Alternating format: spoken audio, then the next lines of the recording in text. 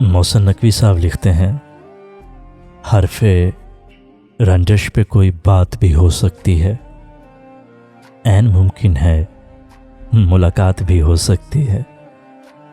जिंदगी फूल है, खुशबू है, मगर याद रहे जिंदगी गर्दिशे हालात भी हो सकती है।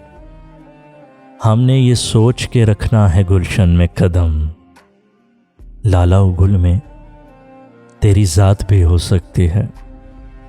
चाल चलते हुए शतरंज की बाजी के उसूल भूल जाओगे तो मात भी हो सकती है।